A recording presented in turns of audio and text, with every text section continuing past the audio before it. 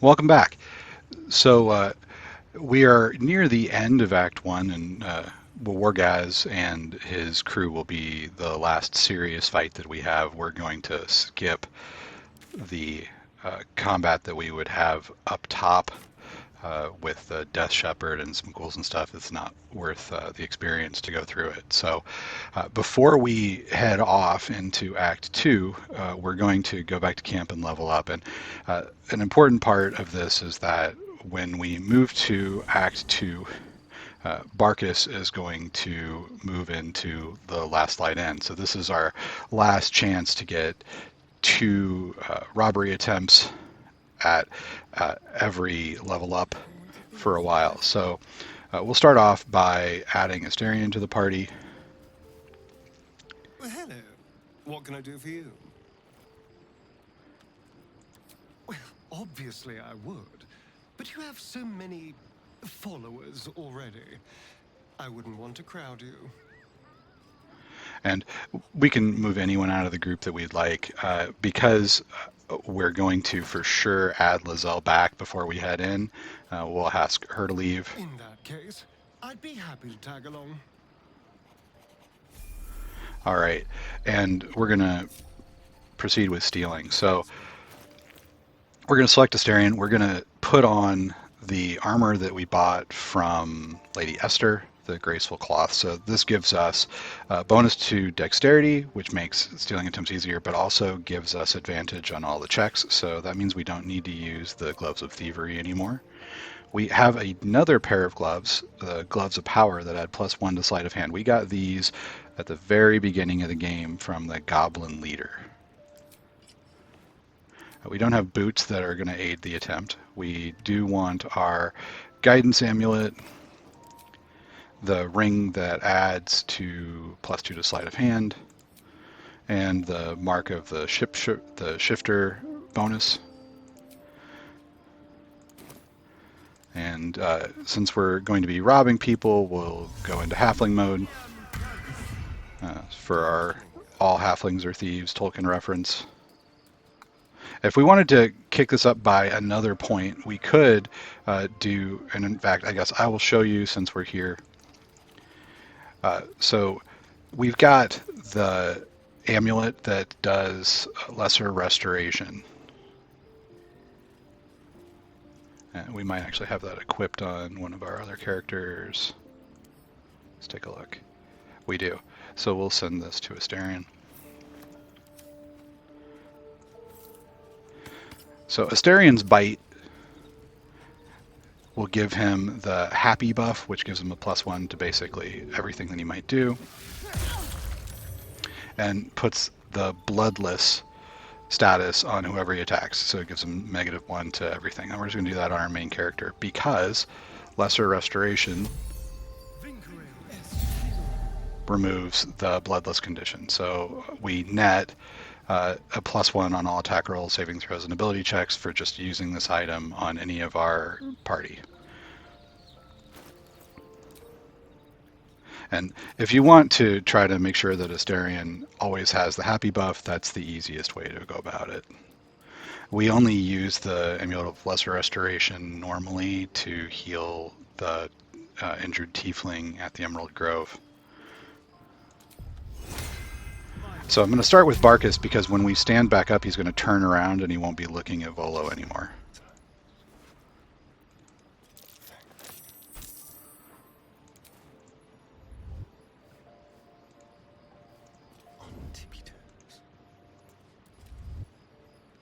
Maybe.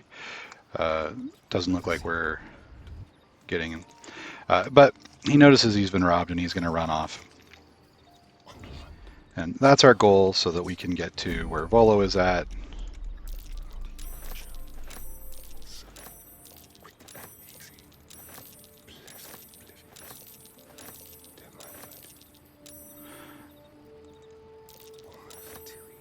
All right. And now we'll just go ahead and exit turn-based mode and we'll start leveling up. So we'll click on Alfira. Remember, our character is actually a tiefling, just hardly ever looks like one.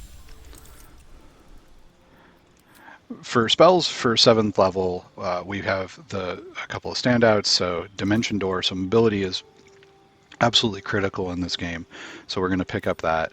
We'll also take a look at the spells that we've got sitting around. Sleep has become really outmoded. We're hardly ever going to get to use it anymore. And so we can swap out Sleep for greater invisibility, or shatter, or silence, or one of the other more powerful spells, perhaps calm emotions. So that's up to you what you choose to do. I like having more casts of invisibility, greater invisibility. Sometimes you can even attack and continue invisibility. So that's what we're going to take.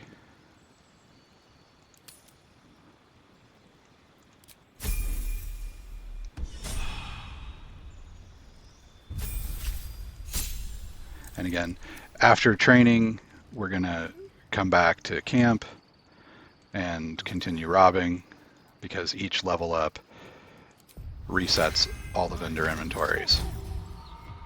Time for discretion. What a generous pocket. And we start with the cheap stuff and move up. Let's go. You see Barcus is still looking in our direction, so we're going to have to wait till he is realizing that he's robbed and runs off. Let's prowl. And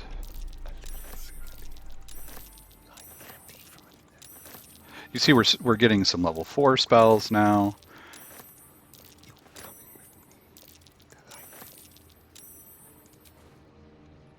And we'll exit turn-based mode, and we will level up Asterion. So here we got a big standout for level 2 spells. That's going to be invisibility. Another good option would be mirror image, but invisibility is the best option for Asterion. It means if he's in combat, he can cast invisibility and get away from combat. Remember, we're not really worried about coming back and fighting people later. We want to make sure that when we are having combats that they're always on our terms. So that requires leaving sometimes and coming back if we end up in a place where the fight's not going the way we'd like.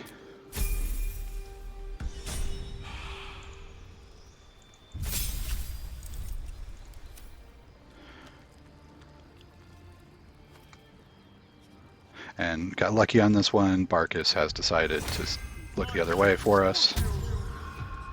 Thanks, buddy. And now that we're leveling up, you can see that the level of scrolls is really going way up there.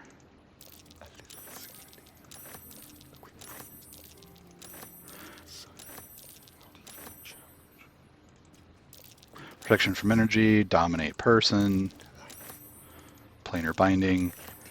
We wouldn't cast planar binding probably, but it's worth a ton.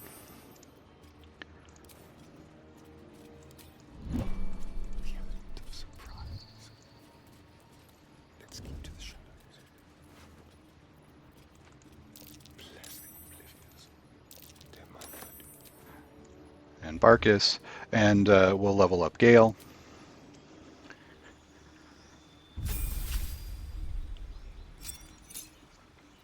Gale's going to pick up 4th level spells. The big standout here is Conjure Minor Elemental. The conjuration spells in Baldur's Gate 3 are not concentration based, and they're not duration based really. They just last until the end of the day. So Conjure Minor Elemental has the potential to add a couple of bodies and attacks for a really long time. And that's the reason that it's such a standout. All of the conjuration spells are super powerful.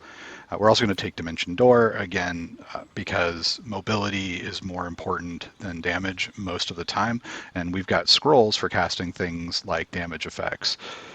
But we always want to have access to the ability to get around. And so it's going to be difficult to have as many scrolls of Dimension Door as we're going to want, but we'll probably end up with more Walls of Fire than we'd like.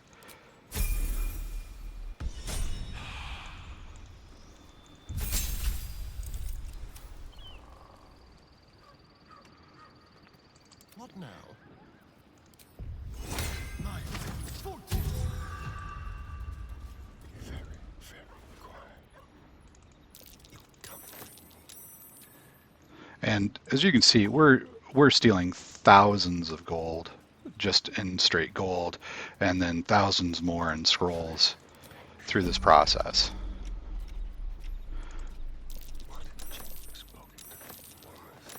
Irony being the Wall of Fire and Dimension Door were in this list. Stone Skin, Sleet Storm, great. Haste, great. Scroll of Cloud Kill. This is a high level spell. Super high amount of damage this thing can do because it lasts for a long time.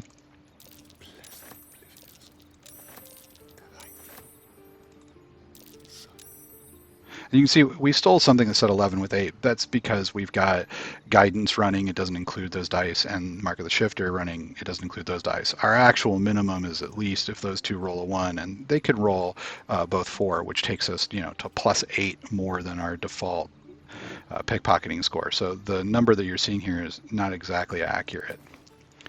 All right, so that's it for this round. We're going to level up Karlach. Not any choices to make, but an interesting call out that we pick up at level 7, Feral Instinct, which gives us a +3 bonus to initiative, and we can't be surprised. So it's like a lesser version of Alert. But because we've already got Alert, now Karlach has a +8 to initiative on top of whatever her dexterity is, making her really, really fast. She, if we've got the Gloves of Dexterity on her or something, she can be the fastest person in the party. So she's really approaching Lae'zel in usefulness, and at level 8, where she picks up Tavern Brawler, we'll be able to do some serious damage. Karlach will get a lot better for the party if we want to use her to throw things.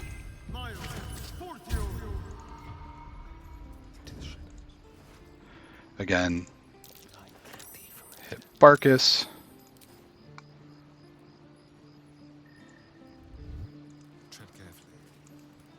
And then we'll go over here to Volo. Right. And we can see that when we're getting caught, it interrupts the steal. So invisibility, greater invisibility, confusion, speak with dead. We'll steal all the easy stuff. Planar binding, more difficult. 2 scrolls of fly, wall of stone, and a bunch of money. You might have varied results here. Sometimes you may fail a sleight of hand check. It's no big deal. We're doing this so many times. All right, so we'll go back to our main character, and we're going to swap out, and we're going to go grab Shadowheart, and we're going to grab Lae'zel. I take that back. We'll get Shadowheart, and we'll get Will. Shah's blessings upon you. So we'll have Shadowheart join. You have ample company already. You'll need to figure out who you can live without before I can join. And we'll swap out Gale.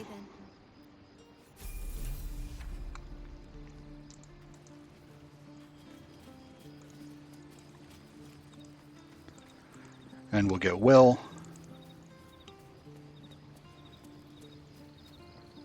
And replace Karlach. Well met. I'm up for the challenge. You've just got to make a little space. Ready and willing. And you see, Will still looks like the original Will because Mazora's never punished him, because we cheated her out of that, and that's going to continue for the rest of the game. So Will's never going to look any different than he does right now.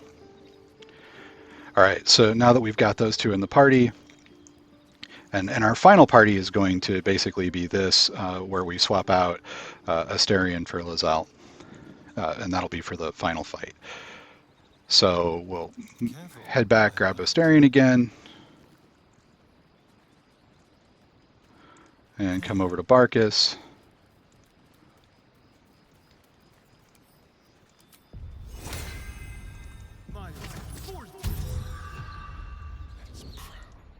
Cast Guidance. It looks like we need to level someone, so let's start with Shadowheart.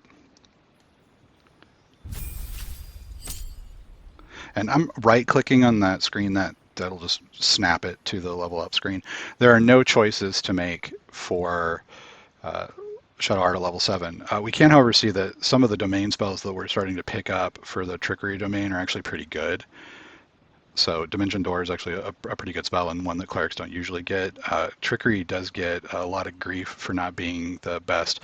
Cleric domain, it has more utility spells than it has direct damage effects like light. And that I think is why they get that. It's a little bit undeserved. The Trickery cleric has a better pool of utility.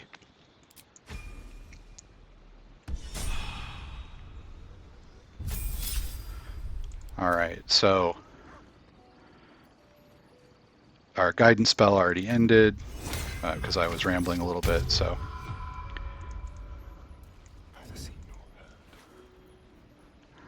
We can grab the holy water. We'll probably not use holy water, but it's possible. In Act 2, there's a lot of undead, so we might use that as a throwable.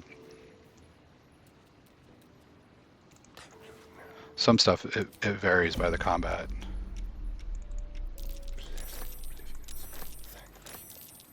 And one of the reasons that we collect so many consumables is that it gives us a lot of versatility. All right, so we'll exit turn-based mode and we'll level up Will. We haven't leveled up Will in a really long time, so he's only now hitting level 4, and we've got a lot to do. So we've got cantrips to select. We've got Mage Hand, which is a pretty good option, and Minor Illusion, which is a pretty good option. We're going to choose Minor Illusion because it's better to be able to move groups of enemies around than the Mage Hand might be for throwing additional consumables during a fight at this stage of the game. We've got an option for spells. We really want to pick Misty Step here, and the reason is that, well, we can cast Misty Step from a scroll. It's not a bonus action to cast from a scroll, and the spell Misty Step is a bonus action if you know it. So even though Will only has a couple of Misty Steps, it can be better for us to use those Misty Steps as his Warlock slots and cast from scrolls for his regular actions, and we can't do that the other way around. We have an option to replace spells. We are not going to need to do that right now, but if we wanted to, we could pick up like Hunger of Hadar as opposed to the Hex spell. We'll probably won't use Hex a lot, and I might do that in one of the later level ups. So we're going to choose Alert. Alert's always the feat that we're going to take it for. And we'll exit out.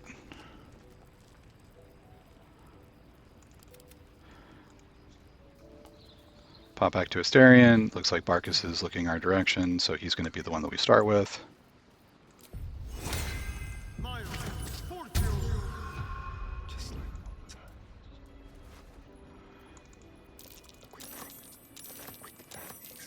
And we make a fortune in this act.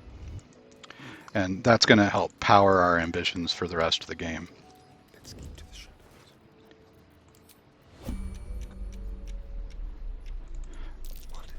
Polymorph, Fly, a bunch of Speak with Dead, Stone Skin, Hypnotic Pattern, Telekinesis, more Planar Binding. And there we go. Exit turn-based mode, level Will again. And the reason I'm exiting turn-based mode is to give Barcus and Volo a chance to run away and then come back and get their spots again. All right, so Will at level 5.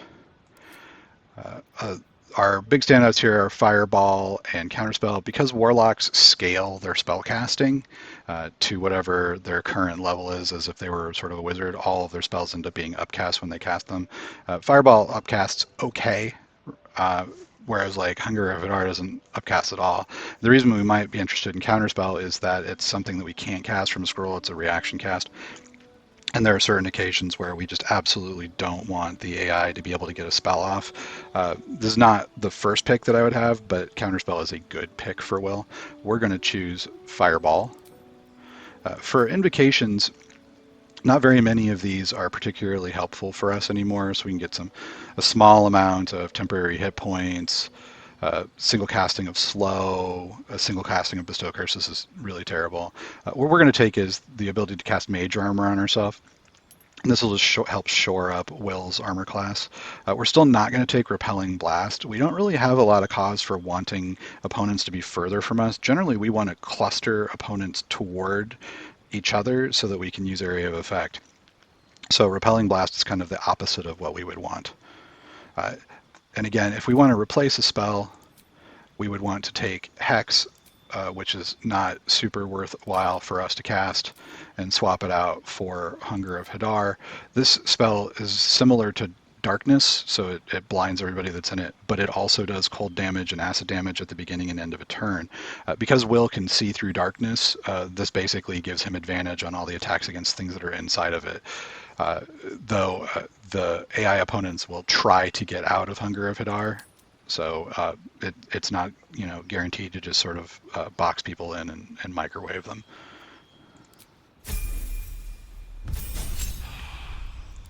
All right, we'll exit out again. Sharp as ever. Head back to Asterion. Over here. And usually the leveling process doesn't take this long, but I'm kind of walking you through why we would make the decisions that we're making. And all the bombs that we're picking up are great. We're going to use quite a few of those in later parts of the game. Whoops, we ended up talking with him. Quite the cozy setup you have here. I'll just make myself comfortable. Thank you so much. Thank you so much, Volo. We appreciate you being here.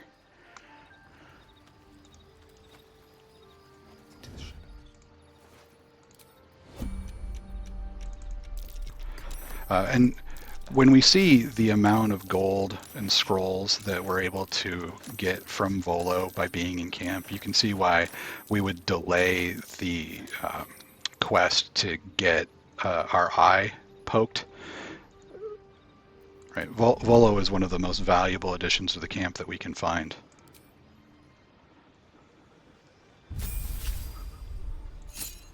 All right, at level 6, we will pick up Counterspell. So it's the next best option of the rest of these things. Another strong one is Scorching Ray, because Will upcasts everything. He'll shoot a lot of rays, and we can set up really high DCs with the Hat of Fire Acuity, but he only has one spell to follow that with, or Scrolls, so he's got less utility on this than Gale might have, who can upcast the same way but has more spells to pick from.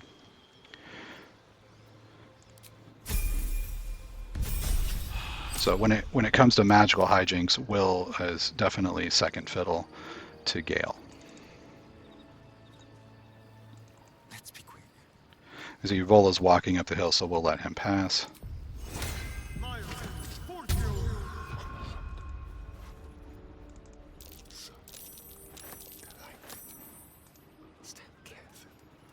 And Barcus is wonderful for being in camp as well, so he packs a lot of money and the occasional bomb, and both are great.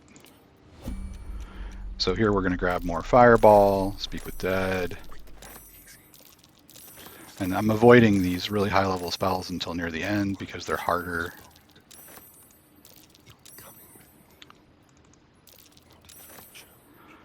Alright, and we'll exit turn-based mode and level up Will one last time.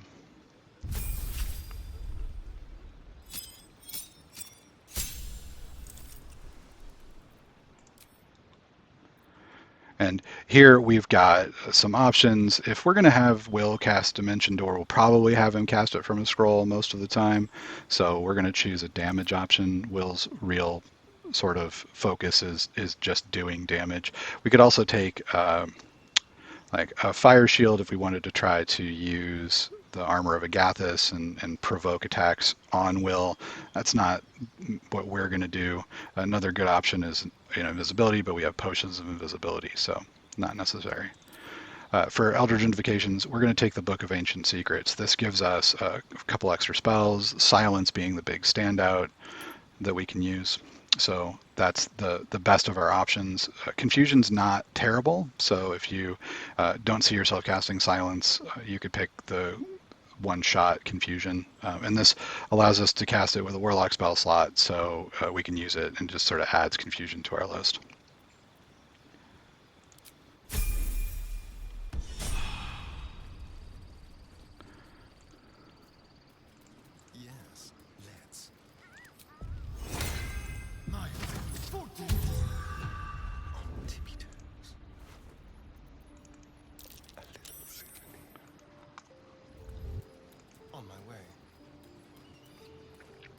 And we'll wait for Barcus to turn the other way and run off.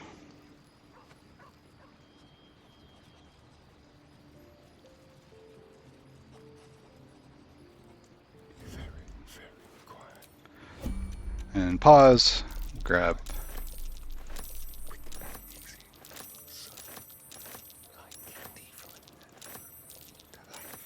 all the inventory that we want, and we'll call that done. And for our trouble,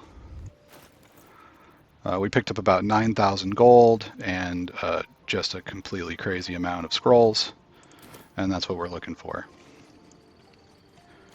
So we'll grab all of that inventory and we'll send it to Alfira. Can't give up now. And we'll go pick up Lizelle. On my way.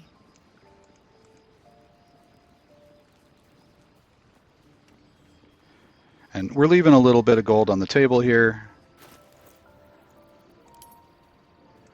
And it looks like we're overburdened.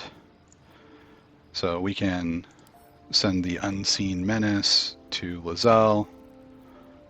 We've got a ton of money. We'll also send the Hide Armor to Lizelle. And we should probably start selling some of this additional gear. We'll take a bunch of these Thieves' Tools and we'll send them to Asterion. And that puts us under the way limit, so we're okay for now. To the Inquisitor. He will lead us to the cleansing Safefisk. We talked about this a little bit, like we're not going to go to the Zathis because metagaming, we know that it doesn't do anything particularly good for us. We can chat with her about the hatchery and also the training room while we're here. Kalir's clutch held 36 eggs, more or less. Though I've learned of creches that harbored 100. We can ask about how they evolved to lay eggs. Humanoid. How I despise the term. Githyanki are quite superior to humans. Our biology slates state that Githyanki came to lay eggs after we escaped illicit enslavement and took to the astral plane. It's an asexual process, a favorable change by any estimation. Hideous to imagine a life where I couldn't partake in the pleasures of sex without the looming threat of bearing children. And then we can ask about the logistics. Shukiani. Githyanki chosen by Vlaakith herself to bear young. The Queen assigns when and where they must lay, and how many eggs they must bear. The Shukiani pass their eggs in the material plane. In the astral, time barely passes. It is a meticulous process, carefully timed so that the eggs hatch at once. And we'll go back on to other matters. We can ask about the training room. My own Savage would never have threatened a youngling. A waste of time and energy. The pupils themselves culled the weak from their ranks. I myself felled 4 of my own classmates once Kalir had 100 times circled Tyrell. Okay, so we could say that's awful. We'll just say that's incredible. They're Gith. They probably did deserve it. Of course. My people have no use for cowards. Every trainee that I slayed was either too weak to withstand the lessons, or was cocky enough to pick a fight they could never win. They underestimated me, so they paid the price. The Githyanki are only as powerful as their weakest warrior. Jaquith de Venzir, the termination of the frail, strengthens us. And you see why she doesn't care if we just kill everyone in this crash. They should have been better at not dying. Make space, and my might is yours. And we'll have her take Asterian's place. Well chosen. And we'll level up Lizelle. Not a lot of choices here. We got a couple of spells to pick. We're going to choose Darkness. There's a ring coming up that'll allow us to see through it, and we'll pick Protection from Good and Evil. And this gives us a spell to concentrate on, so we're going to have some items that will increase our effectiveness while we're concentrating on spells. So this gives us a spell that we can cast to concentrate on for now. We also have the opportunity to replace a spell. We would like to have Disguise Self so that we can get the benefits of Mark of the Shifter. And if you have the deluxe bundle for the game, you have a helm that you get when you get it that allows this, but I'm assuming that you don't, so you would want to pick up the spell now. And we've got to pick a spell to lose to get it. Of the spells that we've got that we're willing to lose, Magic Missile is the one that we can afford to lose the most. So we'll go ahead and say no Magic Missile, but we want Disguise Self. And we could, in theory, rob the gang again, but no reason to do so. Now let's talk about gearing up for the next battle and heading in to finish off Wargaz and the Blood of Lathander. And we'll do that in the next video. So this is just a sort of a leveling up and explaining what we're trying to do. And we'll do the combat in the next video. See you there. Thanks.